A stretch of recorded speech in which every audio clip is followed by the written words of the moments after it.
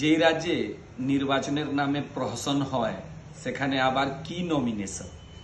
যেই রাজ্যে লোকসভা বিধানসভা পঞ্চায়েত নির্বাচনের শুধু মর্ডার, লুট, হিংসা এইগুলোই হয়, সেখানে একটা কোঅপারেটিভ বালি কোঅপারেটিভের নির্বাচনে কি আর মনোনয়ন কেউ দেবে বিরোধী দল? আমরা জানি নির্বাচন নয়, নির্বাচনের নামে তো একটা খেলা হবে। কোথায় থেকে কি বিজেপির কাছে কর্মীর অভাব আছে বা ক্যান্ডিডেটের অভাব আছে? দুনিয়ার সেরা দল, কিন্তু আমাদের ভরসা নাই।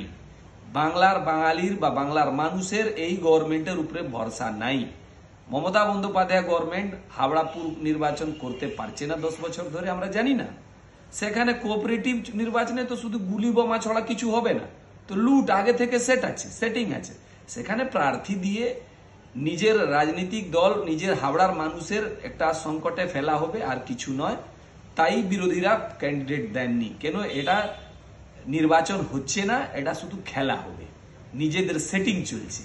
নির্বাচন প্রক্রিয়াকে শুধু সেটিং করে নিজের লোককে স্বজন পোষণ করে ক্যান্ডিডেট করে তাকে জয়ী করে দেওয়া হবে, এটাই তৃণমূলের পলিসি। সেটা আমরা দেখেছি পঞ্চায়েতেও, বহু ইলেকশনেও দেখেছি। আমরা এর তীব্র ধিক্কার জানাই। কিন্তু এটাও ঠিক, 2026 চলে এসছে, এই সরকারের বিদায় নিশ্চিত আছে। ওম প্রকাশ সিং, জেলা সম্পাদক, বিজেপি হাওড়া।